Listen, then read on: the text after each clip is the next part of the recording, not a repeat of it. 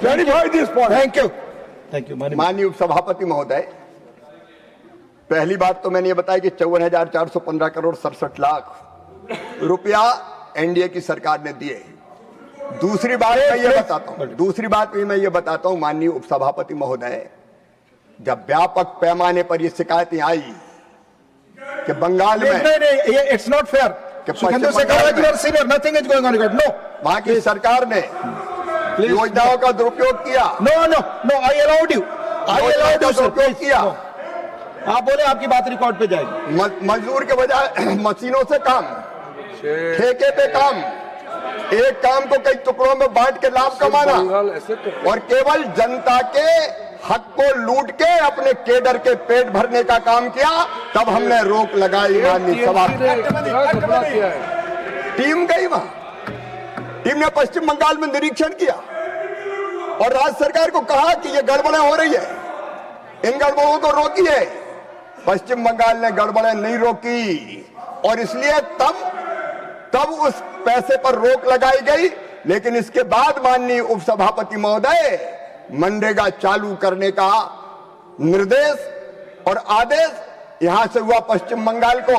लेकिन हमने high court ने जो कहा वो शर्त लगाई कि पैसे का मिसयूज नहीं होगा, दुरुपयोग नहीं होगा। आपसे एक्सपेक्ट नहीं करते। हमने शर्तें लगाई तो वो शर्त फाड़ के फेंक दी गई और इसलिए माननीय उपसभापति महोदय वहां राशि रुकी थी। लेकिन हाई कोर्ट के हर फैसले को मानने के लिए हम प्रतिबद्ध हैं और पश्चिम बंगाल की महान जनता के कल्याण में हमारी सरकार कोई कसर नहीं रखेगी। मेरे ही विभाग में प्रधानमंत्री ग्रामीण सड़क विभाग आता है, उसके पैसे पश्चिम बंगाल को दिए गए। कृषि विभाग की सारी योजनाओं के पैसे पश्चिम बंगाल को दिए गए। जहां गड़बड़ होगी माननीय उपसभापति महोदय, वहां तो कार्रवाई करनी पड़ेगी, केवल खाने के लिए पैसा नहीं दिया जाता। माननीय उपसभापति महोदय, मैं आज ये पूछना चाहता हूं, दिक्कत क्या है विकसित भारत जी राम जी से? मनरेगा ने, माननीय उपसभापति महोदय, मनरेगा में जब व्यापक पैमाने पर गड़बड़ें प्रकाश में आई, nothing is going on record, बैठे आप। आज मैं इस महान सदन के माध्यम से उपसभापति महोदय कहना चाहता हूं, मनरेगा में गड़बड़ी की अनेक शिकायत थी और ये शिकायत सोशल ऑडिट में भी आई और थोड़ी बहुत नहीं थी। 11 लाख शिकायतें की गई, 11 लाख शिकायतें राशि के दुरुपयोग की आम जनता ने की, सोशल ऑडिट में की। मजदूर नहीं, मशीनें काम कर रही है, ठेकेदार काम कर रहे हैं, एक काम के कई टुकड़े करके दिए जा रहे हैं। माननीय उपसभापति महोदय, मैं दिल्ली के एक परिवार में एक दिन भोजन करने गया। उस भोजन में घर में काम करने वाली जो झाड़ू पोंछा बर्तन करती है, वो बहन नहीं थी। तो ऐसी चर्चा में बात निकल आई कि आज तो काम वाली बाई नहीं आई। मैंने पूछा कि ये बात क्या हो गई, क्यों नहीं आई? ऐसी चर्चा हो रही थी तो उनने जवाब दिया कि वो हर 3 महीने में अपने गांव जाती है। इनका गांव परिवार से मिलने जाती होगी। बोले परिवार से मिलने नहीं जाती, मनरेगा के पैसे बैंक से निकालने जाती है। एक ऐसी घटना नहीं, उपसभापति महोदय, ऐसी लाखों लाख घटनाएं थी कि मजदूर काम ही नहीं कर रहे थे।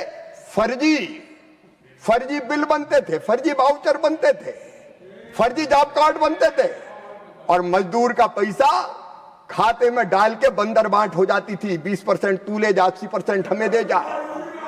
ये व्यापक पैमाने पर ये शिकायत। सुखेंदु शेखर राय जी, आप you are very well behaved person, please, nothing is going on. No, I am not allowed. और ये मैं किसी एक राज्य के बारे में नहीं कह रहा हूं सभापति, आपकी बात ही रिकॉर्ड पे जा रही है, आप बोलो। ये किसी एक राज्य के बारे में नहीं कह रहा, व्यापक पैमाने पर अलग अलग राज्यों से इस तरह की शिकायतें आना प्रारंभ हुई और तब यह विचार हुआ, क्या मनरेगा अपने उद्देश्य में सफल रही है?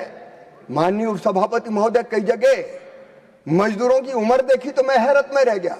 80 साल की मां मनरेगा की मजदूर है, 78-75 साल की मां मजदूरी की करने जा रही है। और इसलिए एक बार व्यापक पैमाने पर जांच पड़ताल में सामने आया कि व्यापक पैमाने पर हेराफेरी हो रही है और इसलिए एक विचार और मन में आया। मैं आपके माध्यम से निवेदन करना चाहता हूं, इतनी बड़ी धनराशि जो मैंने अभी बताया लगभग 8.5 लाख करोड़ से ज्यादा तो ये एनडीए की सरकार में खर्च किए गए कि ये राशि बंदरबाट में जानी चाहिए। क्या इस राशि से मजदूर का भला नहीं होना चाहिए? क्या इस राशि से गांव का विकास नहीं होना चाहिए? क्या विकसित भारत के लिए विकसित गांव के निर्माण में राशि काम नहीं आनी चाहिए? और तब ये विचार आया कि अब समय आ गया है, छोटे मोटे सुधार पहले होते रहे, सीधे खाते में पैसे डालने की व्यवस्था से लगा के कई तरह के प्रयत्न किए, लेकिन तब ये विचार मन में आया कि अब ठेगड़े लगाने से काम नहीं चलेगा, मनरेगा के पूरे स्वरूप को बदलने की जरूरत है, ताकि इस पैसे का सही उपयोग मजदूर के लिए भी हो और मजदूर के साथ साथ गांव के विकास के लिए भी हो। और तब पूरा विचार करके लाई गई विकसित भारत जी राम जी योजना। पूरे विचार के बाद लाई गई, अचानक नहीं लाई गई। और उसमें माननीय उपसभापति महोदय क्या प्रावधान किए मैं पूछना चाहता हूं। इस पूरी मनरेगा की मूल थीम और प्राण अगर थी तो गरीब मजदूर को रोजगार, और आज मैं कह रहा हूं ये जो मूल भाव था, इस भाव को और मजबूत किया गया है। 100 दिन नहीं, 125 दिन का रोजगार सुनिश्चित किया जाएगा, उसकी गारंटी देने का काम था। अब इसमें आपत्ति क्या है माननीय उपसभापति महोदय? क्यों महासंग्राम होगा जब मजदूर को 125 दिन काम की गारंटी है? और केवल गारंटी नहीं है, उसके लिए बजट में प्रावधान है। केंद्र और राज्य का पैसा आप मिला लें तो एक अनुमान के हिसाब से ये 1,51,282 करोड़ रुपया होता है। माननीय उपसभापति महोदय, यूपीए की सरकार ने तो कभी 40,000 करोड़ से एक साल में ज्यादा खर्च नहीं किया। और जयराम जी जानते हैं अच्छी तरह, एक बार 40,000 करोड़ तक गया, फिर घटा के 33,000 करोड़ कर दिया, उसी में कटौती, केवल दिखावे के लिए योजना चलती रही। लेकिन अब बजट में पर्याप्त प्रावधान, एक तरफ 125 दिन के रोजगार की गारंटी, लेकिन दूसरी तरफ क्या इतनी विशाल धनराशि का उपयोग गांव के विकास में नहीं होना चाहिए? 1,51,282 करोड़ रुपया 5 साल में अगर देखोगे तो लगभग 8 लाख करोड़ रुपया आएगा। और माननीय उपसभापति महोदय, 2,86,000 पंचायतें, 8 लाख करोड़ रुपया 2,86,000 पंचायतों के बीच में वितरित कीजिए, बांटिए 5 साल में, तो एक पंचायत में 2.25 से लेकर 3 करोड़ रुपया तक एक पंचायत में आएगा। और अगर माननीय उपसभापति महोदय जनता के इस धन का सही उपयोग पंचायत के विकास में हो जाए तो गांव स्वर्ग बन जाएगा, गांव पूरी तरह से विकसित हो जाएगा। और गांव के बिना विकसित भारत का सपना पूरा नहीं हो सकता, संकल्प पूरा नहीं हो सकता, महात्मा गांधी का संकल्प सपना पूरा नहीं हो सकता। ये विकसित भारत जी राम जी मोदी जी ने महात्मा गांधी के संकल्प को पूरा करने के लिए बनाई है। इसमें एक तरफ मजदूर को रोजगार, दूसरी तरफ गांव का संपूर्ण विकास। और गांव के विकास के लिए कौन कौन से काम मैं बताना चाहता हूं उपसभापति महोदय। जल संरक्षण के काम, गांव का पानी गांव में, खेत का पानी खेत में, जल संरक्षण की बात बापू भी करते थे माननीय उपसभापति महोदय। और इसलिए चेक डैम, स्टॉप डैम, बोरी बंधान, तालाब, पुनर्तानोबा का जीर्णोद्धार, पुनरुद्धार, अलग अलग तरह की कई काम इसमें होंगे। लेकिन दूसरा प्रधानमंत्री का संकल्प है मोदी जी का, संपूर्ण विकसित गांव। और संपूर्ण विकसित गांव एक आरोप हम पे लगाया गया, चर्चा में भी लगाया गया कि केंद्र अब योजनाएं थोप देगा, गांव के पास काम तय करने का अधिकार नहीं होगा। ये उल्टा मनरेगा में होता था, राज्य योजना थोप देता था कि फलाने काम करो, फलाने काम करो। अब विकसित भारत जी राम जी में यह तय किया है कि गांव के विकास की योजना दिल्ली नहीं बनाएगी, किसी राज्य की राजधानी नहीं बनाएगी। अगर विकसित गांव का प्लान कोई बनाएगी तो ग्राम सभा बनाएगी, गांव की पंचायत बनाएगी, गांव बैठ कर तय करेगा कि हमारे गांव में कौन सा काम होना चाहिए। और इसलिए गांव में सड़क हो, पुल पुलिया हो, पंचायत भवन हो, आंगनबाड़ी केंद्र हो, ग्रामीण पुस्तकालय हो, विद्यालय हो, किचन हो, अतिरिक्त कक्ष हो, स्कूल परिसर की बाउंड्री हो, खेल के मैदान हो, शांति धाम हो, सामुदायिक कार्य हो, ठोस तथा तरल अपशिष्ट प्रबंधन हो, सामुदायिक स्वच्छता परिसर हो, कचरा पृथक्करण हो, सोलर लाइट हो, ग्रामीण पार्किंग क्षेत्र हो, परिवहन शेड हो, जल आपूर्ति सुनिश्चित करने के लिए जल जीवन मिशन के कामों का रखरखाव हो, कोई भी काम किया, खेत की सड़क हो, कोई भी काम जो ग्राम सभा तय करेगी वो विकसित भारत जी राम जी के अंतर्गत ये सारे काम किए जाएंगे। माननीय उपसभापति महोदय, आजीविका से संबंधित काम, अगर ग्रामीण आजीविका मिशन की बहनें स्व सहायता समूह के माध्यम से काम कर रही, वो कोई सेट बनाना चाहती, एफपीओ को किसी रचना की जरूरत है, वो भी इसके माध्यम से बनाए जा सकेंगे। ऐसे माननीय उपसभापति महोदय, आजीविका मूलक काम और आपदा प्रबंधन से निपटने के लिए अगर कहीं ड्रेनेज का सिस्टम बनाना हो, कोई बाउंड्री वाल बनाना हो, कोई और दूसरा काम करना हो, तो वो भी काम इसके अंतर्गत किए जा सकते हैं। आप विचार करके देखिए माननीय उपसभापति महोदय, अगर ये सारे काम होंगे तो गांव कहां से कहां पहुंच जाएगा। और इसमें एक बात और, मनरेगा में मजदूरी कई बार डिले होती थी और डिले पे मजदूरी मिल जाए इसके कोई प्रभावी प्रावधान नहीं था। हमने इसमें प्रावधान किया कि मजदूर को मजदूरी अगर देश से मिली तो मैं ब्याज के मजदूरी देनी पड़ेगी, उसका ब्याज भी देना पड़ेगा, प्रावधान हमने किया। बेरोजगारी भत्ता नाम मात्र के लिए था, लेकिन इसमें तय किया कि रोजगार नहीं दे पाए 15 दिन के अंदर तो बेरोजगारी भत्ता देना भी सुनिश्चित किया जाएगा। ये प्रावधान भी इसके अंदर किया है। और एक बात और मैं आपके माध्यम से मनरेगा कर्मियों को कहना चाहता हूं, जो रोजगार सहायक है, मैट है, अन्य मनरेगा कर्मी है, उनको 3-3, 4-4 महीने तक तनख्वाह नहीं मिलती थी, वेतन नहीं मिलता था। जो प्रशासनिक व्यय है वो अफसर इधर उधर खर्च कर देते थे। मनरेगा के कर्मियों को ये मजदूरी नहीं मिलती थी, वेतन नहीं मिलता था।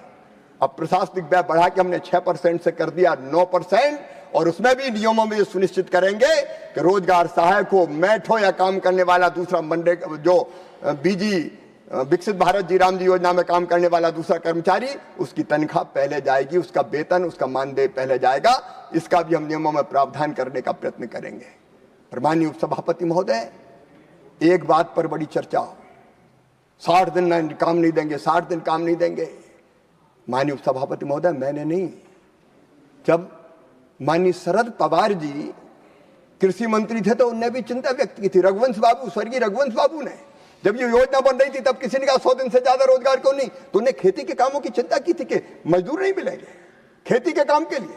आखिर हमारे छोटे छोटे किसान है, 86% किसान हमारा सीमांत लघु है, इसलिए इस बात का भी प्रावधान किया है कि 60 दिन जब राज्य शासन चाहे तो इस काम को बंद कर सकेंगे जब खेती का पीक सीजन हो, ताकि खेती में भी मजदूर मिल जाए, किसान का भी काम हो जाए, किसान की भी जय जय और मजदूर की भी जय जय।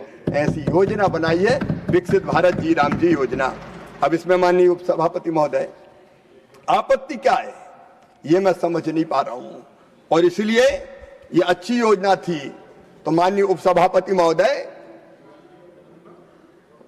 महासंग्राम तो क्या संग्राम का कहें। अच्छा, आप तो ये भी नहीं कह रहे कि संग्राम होगा, भूल ही गए। क्यों इतना डराया, पहले ये बताओ। डराने के बाद अब भूल गए। अब तो ये कांग्रेस तो माननीय उपसभापति महोदय आपदा में अवसर ढूंढती है। उस समय लगा कि अभी मजा आ जाएगा, मजदूर सड़क पे आ जाएंगे, मोदी जी को घेर लेंगे, कुछ नहीं हुआ। अब ये मिडिल ईस्ट के चक्कर में घेरने, इनको इससे मतलब थोड़ी कि गैस मिले जनता को कि नहीं मिले, इनको तो लगता बस मोदी फंसे, अब मोदी फंसे, अब मोदी फंसे, मजा आ गया यार, बोले गैस नहीं मिल रही है। इस मानसिकता में काम करने वाले लोग हैं। तो दुख की बात है। माननीय उपसभापति जी, मैं कुल ग्रामीण बजट विभाग के बारे में कहना चाहता हूं।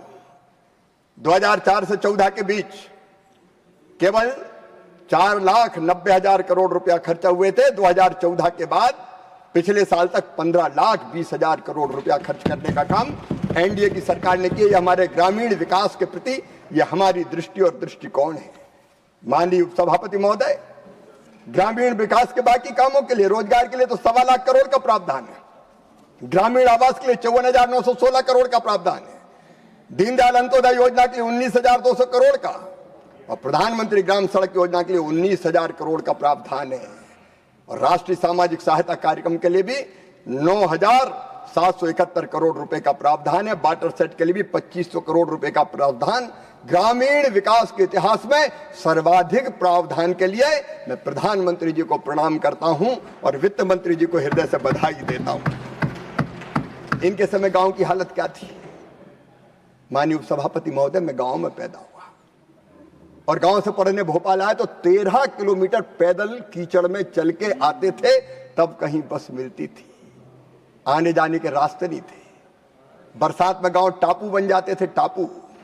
अगर बरसात के महीने में कोई बीमार हो जाए तो खटिया पे डाल के डोली बना के कंधों पे लाद के सड़क तक लाने के अलावा कोई रास्ता नहीं बचता था। सड़क तक आते आते बच गए तो ठीक है, नहीं रास्ते में ही राम नाम सत्य हो जाता था और खटिया अर्थी बन के शमशान घाट पहुंचती थी, अस्पताल नहीं पहुंच पाती थी। यह हालत थी गांव की।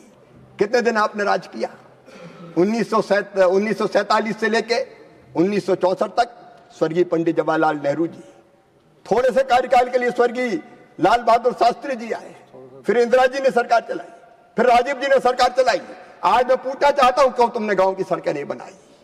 क्यों गांव को बेहाली और बदहाली के, क्यों बदहाल और बेहाल गांव को क्यों छोड़ा? कोई सड़क नहीं, कोई रास्ता नहीं। माननीय उपसभापति महोदय, जब 1977 में पहली बार जनता पार्टी की सरकार बनी और स्वर्गीय मोरारी जी भाई देसाई देश के प्रधानमंत्री बने, तब कुछ गांव ने मुरम रोड देखे पहली बार। नहीं तो गड़वाट कांग्रेस का पहचान थी, गांव की गड़वाट। उसमें बैल और बछिया के साथ चलते चलो, बाकी कुछ था ही नहीं। सड़कों पर सड़कें थी नहीं, चलते कहां।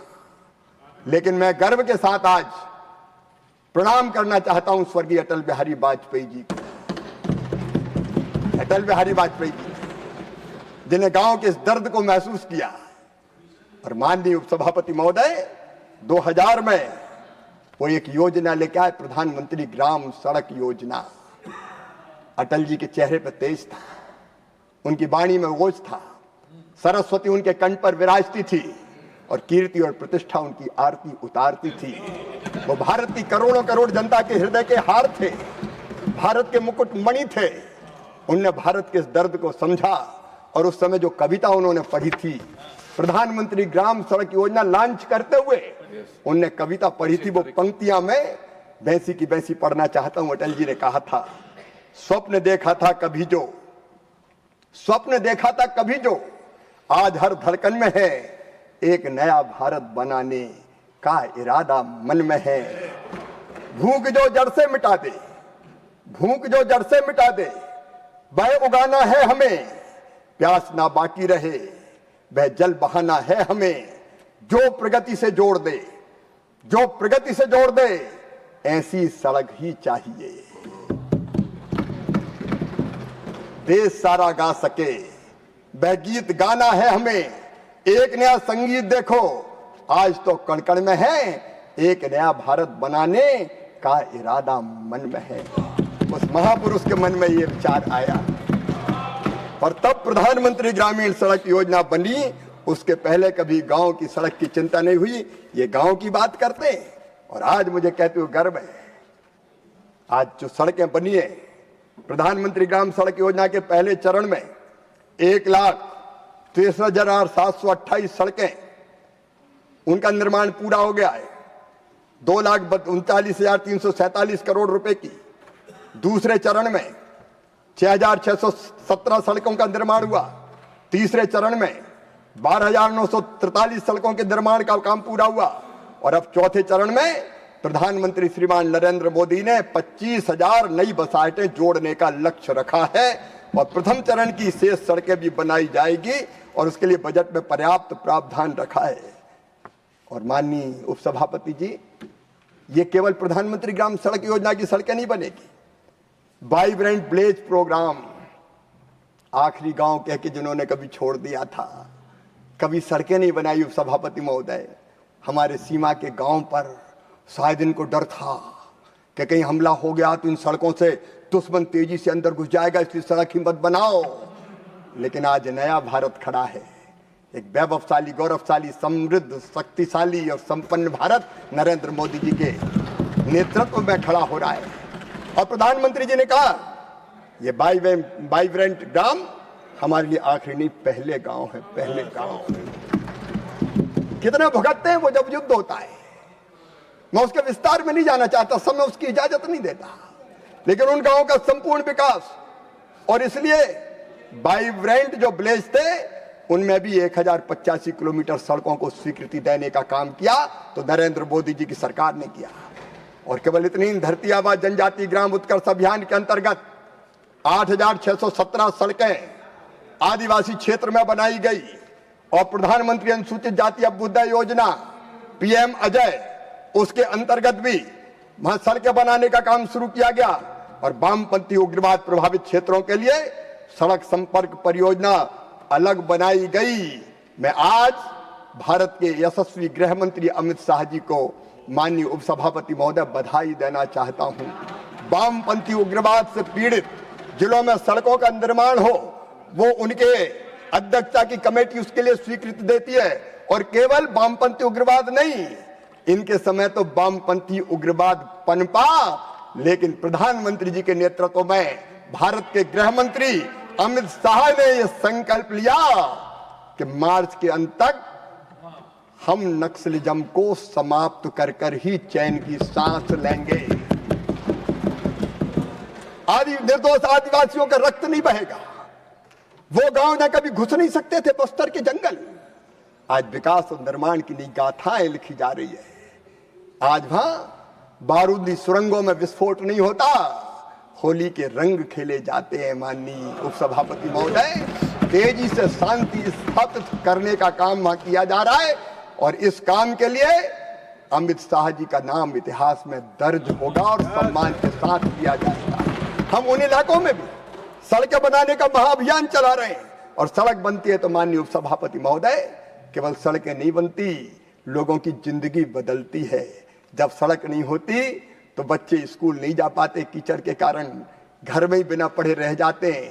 बेटियों के तो स्कूल जाने का सवाल नहीं है, बेटियां स्कूल नहीं जा पाती थी, बीमारों का इलाज नहीं हो पाता था। ये सड़कें हैं जिनके निर्माण के कारण मातृ मृत्यु दर और शिशु मृत्यु दर में कमी हुई है, क्योंकि डिलीवरी, इंस्टीट्यूशनल डिलीवरी की संख्या बढ़ी है। सड़क के कारण गाड़ी आती है और ले जाती अस्पताल में, तो अस्पताल में डिलीवरी होने के कारण चच्चा और बच्चा भी सुरक्षित रहते हैं। जब सड़कें नहीं थी, किसान को पूरी कीमत नहीं मिलती थी। एक बार मैं मध्य प्रदेश में दौरा करने गया, बुरहानपुर खंडवा जिले में, तो केला उत्पादक किसानों ने मुझे शिकायत की कि हमारा केला तो बेचने जाते तो हलवा बन जाता है। मैंने कहा हलवा कैसे बन जाता है? बोले इतने बड़े गड्ढे हैं, है ही नहीं कुछ, तो ट्रक में भरते हैं, तो यहाँ से साबुत केला भरते हैं, वहां उतारते हैं, तो हलवा के रूप में परिवर्तित हो जाता है, हमको सड़कें बना दो। किसान कहते थे सही बात है कि 100 रुपया 200 रुपया कुंटल कम मिलते हैं, क्योंकि ट्रक वाला जाता नहीं था, जाता तो ज्यादा पैसा लेता था। और ये प्रधानमंत्री ग्राम सड़क योजना की सड़कें हैं कि एक किसान को 200-300 रुपया कुंटल ज्यादा दाम मिलने लगा है। इसके लिए मैं प्रधानमंत्री जी को हृदय से धन्यवाद देता हूं। इंपैक्ट असेसमेंट हुआ ये बाकायदा, थर्ड पार्टी इंपैक्ट असेसमेंट में जो बातें आई है वो बातें मैंने दोहराने की बात कही है। और माननीय उपसभापति महोदय, गांव गरीब की बात आए तो महिला के सशक्तिकरण के बिना पूरी हो नहीं सकती। ये भारत है, हमारा देश, जिसने आज नहीं हजारों साल पहले कहा था, यत्र नार्यस्तु पूज्यन्ते रमन्ते तत्र देवता। जहां माँ, बहन और बेटी को मान, सम्मान और इज्जत की नजरों से देखा जाएगा, वहीं देवता निवास करेंगे। गंगा दी गीता गायत्री है नारियां, सीता सत्या सावित्री है नारियां, दुर्गा लक्ष्मी सरस्वती है नारियां। हमेशा देवी मान के जिस देश में माँ, बहन और बेटी की पूजा की, कालांतर में माननीय उपसभापति महोदय, कालांतर में देश की गुलामी के बाद माता और बहन के बारे में दृष्टिकोण बदला, और बाद में तो हालत ये हो गई कि चिंता पैदा हो गई देश में। बेटी का पैदा होना अपराध हो गया था, सेक्स रेशियो पूरी तरह से बदल रहा था। कई राज्य ऐसे 1000 बेटों पे केवल 800 बेटियां पैदा हो रही थी, 810, 812 बेटियां। और तब अगर चिंता की तो इस सरकार ने, मुझे कहते हुए गर्व है कि हमारी सरकार जिस जिस राज्य में बनी, महिला के सशक्तिकरण के व्यापक पैमाने पर काम हाथ में लिए गए। जब प्रधानमंत्री नरेंद्र मोदी जी गुजरात के मुख्यमंत्री थे, तब बेटी बचाओ बेटी पढ़ाओ अभियान चलाया गया। कन्या स्कूल जाए, इसके लिए विशेष रूप से अभियान चलाए गए। प्रधानमंत्री मातृ वंदना जैसी योजना प्रधानमंत्री नरेंद्र मोदी जी लेके आए, और मेरे जैसे अदने कार्यकर्ता जब मध्य प्रदेश जैसे राज्य के मुख्यमंत्री बने तो हमने लाडली लक्ष्मी जैसी योजना बनाई और ये तय किया कि मध्य प्रदेश की धरती पर बेटी पैदा होगी तो बोझ नहीं वरदान होगी। बेटी के पैदा होते ही हमारी कल्पना थी कि बेटी लखपति पैदा होनी चाहिए, बेटी के पैदा होते ही इतने पैसे उसके अकाउंट में डालेंगे कि वो 5वीं पास करके 6वीं में जाए तो 2000, 8वीं पास करके 9वीं में जाए तो 4000, 10वीं पास करके 11वीं में जाए तो 6000, 12वीं में 12500, कॉलेज में फिर 12500 और 21 साल की होगी तो सीधे 1,18,000 रुपया मिल जाएंगे। बेटी पैदा होगी तो लखपति ही पैदा होगी, ये संकल्प लिया। ये भारतीय जनता पार्टी की सरकारों का दृष्टिकोण था और उसके कारण परिवर्तन आए। लाडली लक्ष्मी जैसी योजना, प्रधानमंत्री मातृ वंदना जैसी योजना ने मातृ मृत्यु दर, उन्हीं बेटियों ने सबसे पहले मुझे मामा कहना शुरू किया और आज मध्य प्रदेश में 56 लाख लाडली लक्ष्मी बेटियां हैं, जिन बेटियों को मैंने गोद में खिला के, बाहों में झुला के, उछाल के मैं गोद में लेता था, वो अब कॉलेज में पढ़ती है और मामा मामा कहती तो मेरा रोम रोम पुलकित हो जाता और जिंदगी धन्य हो जाती है, जिंदगी धन्य हो जाती है सचमुच में। ऐसे एक नहीं, अनेकों योजनाओं की श्रृंखला है जो भाजपा शासित राज्यों ने चलाई। मुख्यमंत्री कन्या विवाह योजना, एक योजना हमने चलाई, आज प्रासंगिक होगा माननीय उपसभापति महोदय, आज यहां बताना प्रासंगिक होगा। जब गांव में मजदूर करने वाली बहन बेटा बेटी को जन्म देती थी तो 2 दिन पहले भी खेतों में मजदूरी करने जाती थी, 2 दिन पहले भी, और बेटा बेटी को जन्म देने के बाद 8 दिन भी नहीं होते थे कि अपनी फटी साड़ी का टुकड़ा अपने माथे पे बांध के और फिर से खेतों में मजदूरी करने पहुंच जाती थी। तब हमने तय किया कि बेटा बेटी के पैदा होने के पहले 4000 रुपया देंगे गर्भवती बहन को और पैदा होने के बाद 12000 रुपया उसके खाते में डालेंगे ताकि घर पर रहकर महीने 2 महीने वो आराम कर सके। ऐसी एक नहीं, अनेकों योजनाओं की श्रृंखलाएं थी, लेकिन आज मैं बताना चाहता हूं पंडित दीनदयाल उपाध्याय पंडित दीनदयाल अंत्योदय ग्रामीण राष्ट्रीय आजीविका मिशन के बारे में माननीय उपसभापति महोदय, हमारी गांव की गरीब बहनें जो कई बार 1500 रुपए के लिए परेशान हो जाती, दिन भर मेहनत करने के बाद 1500 रुपए पास में आते थे, उनके लिए ये स्वयं सहायता समूह के माध्यम से एक अभियान चला और आज मुझे कहते हुए माननीय उपसभापति महोदय प्रसन्नता है कि प्रधानमंत्री नरेंद्र मोदी जी के विजनरी दृष्टिकोण के कारण, और हर एक माता को तो वो देवी के रूप में देखते हैं, इस दृष्टि के कारण आज स्व सहायता समूहों से 10 करोड़ से ज्यादा बहनें जुड़ चुकी है। 10 करोड़ 90,90,000 स्व सहायता समूह में 10 करोड़ बहनें जुड़ी है, और बहनें केवल जुड़ी नहीं है माननीय उपसभापति महोदय, अलग अलग तरह के कामों में।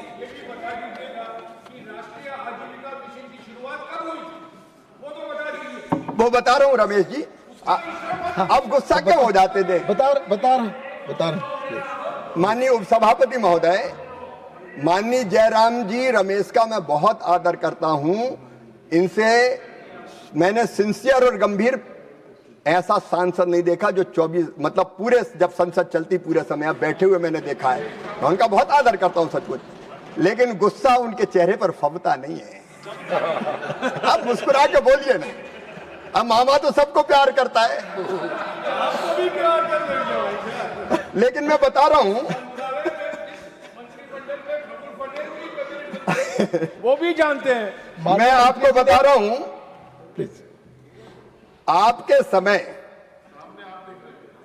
21 लाख स्व सहायता समूह बने थे, बढ़ा के हमने कर दिए 90,90,000, और आपके समय केवल 2 करोड़ बहनें जुड़ी थी, अब 10 करोड़ से ज्यादा बहनें जुड़ी है, यह भी मैं निवेदन करना चाहता हूं। और वितरित ऋण जो उन बहनों के खाते में गया, रिवॉल्विंग फंड अलग जाता है, फिर बैंक लिंकेज से जोड़ा, बहनों को कई कामों से जोड़ा, कामों से जोड़ने के लिए ट्रेनिंग दी, प्रशिक्षण प्रदान किया, और प्रशिक्षण करने के बाद किसी न किसी काम के लिए बैंक लिंकेज मिले, इसका इंतजाम किया, फिर उनके प्रोडक्ट की मार्केटिंग, पैकेजिंग, सरस मेला जैसे प्लेटफॉर्म, ताकि उनके सामान का प्रचार भी हो सके, वो बिक भी सके, ये प्रयास प्रारंभ किए। वितरित ऋण जो थी, लोन था, उसकी राशि थी पहले पूरे समय में 11 से 14 तक 22,000 करोड़, और अब बढ़ के ये हो गई है 12,04,000 करोड़। ये नरेंद्र मोदी जी की सोच का परिणाम, ये सरकार की सोच का परिणाम है।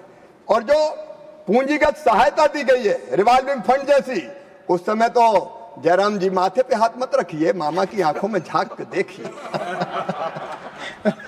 आपने 15 से 1 करोड़ रुपया दिए, हमने 61,086 करोड़ 51 लाख रुपया दिए। अगर मैं पूरी गाथा सुनाऊंगा तो आजीविका मिशन में पूरा समय चला जाएगा।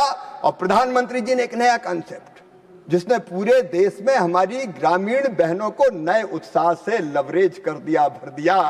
और उन्होंने कहा हर बहन को लखपति दीदी बनाना हमारा टारगेट है। हर बहन को लखपति दीदी बनाना है। और लखपति दीदी बनाने के लिए अभियान चला। प्रधानमंत्री जी ने संकल्प लिया कि हम 3 करोड़ लखपति दीदी बनाएंगे, और ये बनना था 2027 तक।